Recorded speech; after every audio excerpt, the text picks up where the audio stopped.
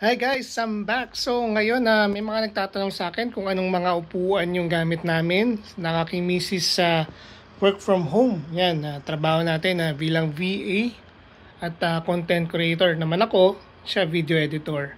So ako sa VA ko is nagre-real estate din ako. So yan, ito yung gamit ko for past 7 months, 7 to 8 months. May review na rin ako ito yung InPlay EF100G. Tama ba? Yun yung tawag. Pero in color black, no? So yan, 7 months ko na siya gamit or 8 months. Walang nangyari, walang issue. Hindi siya lumubog, yung mesh. Matibay pa rin yung mga mesh niya dito. Though hindi siya na-adjust itong lumbar. So, ayan, not gonna get really into it. Ito naman nice, na-adjust na ganyan. Tapos, natataasan dito sa likod. Ayan, natataas. Yan lang yung adjustment niya. Tapos, sa likod naman, wala naman masyadong ganap. Parang bago pa rin, no?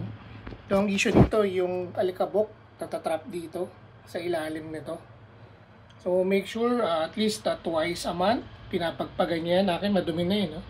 Hindi ko pa nalilinis. So, may footrest din yan dito. Ayan, hindi ko siya ginagamit yung footrest hinihila lang to. So, medyo madumi rin Tagal ko nang di napapagpagan. So, yung model ko may footrest, tapos bakal yung paa niya, napakatibay niyan.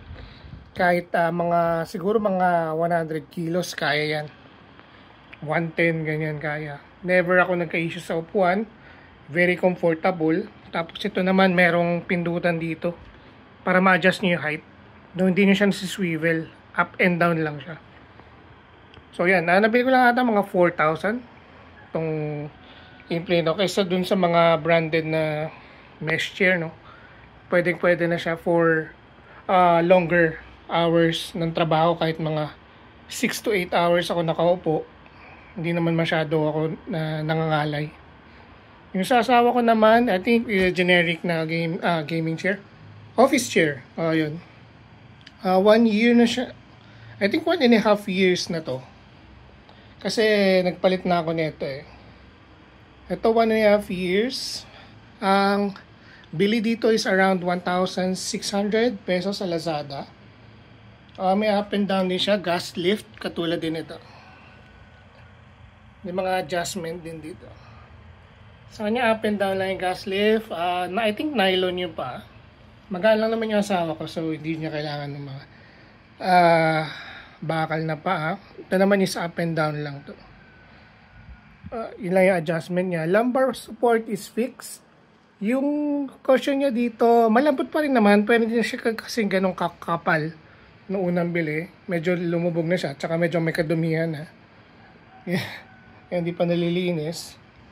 So yan, 1.6 pwede na siya for entry level. Lalo na pag sisimula pa lang kayo magtrabaho, nag-iipon. Ayaw nyo masyado gumastos. Ito pala yung na-adjust up and down. Ayan. Tataas yung sa leg. Yan. Tapos gagalaw din siya. So yan yung likod. Ito yung pang lumbar. Fixed na rin siya. Katulad nito. Not adjustable. Yung mesh niya, mas malambot to. Parang mas giving siya compared dun sa atin na medyo tight ng konti. Ayan. Konting pagpag lang every month or every twice a month, okay na siya. So basic lang siya, no? Very comfortable na rin naman. Wala akong masyadong issue dito, bukod lang dun sa na mas makapal yung upuan. Though pwede naman kayo may nabibili yata sa Shopee na mga pinapatong dyan para madagdagan yung cushion, no, sa puwet nyo. So yan, I'm very pleased with the chairs that we have. If ever may mga questions kayo regarding na office chair na ginagamit namin, nilink ko sa baba. Nandun din ko saan ko siya nabili. At description niya. So, yung misis ko is nasa less than 50 kilos. Yun yung niya, yung weight niya. Ako naman is around 76 kilos. Yan. So, walang problema sa amin dito. If ever may questions kayo regarding this office chair na ginagamit namin, feel free to comment down in the comment section down below. Lahat ng description nandun. Feel free to subscribe to my channel. Thank you guys for watching. See you guys on my next video.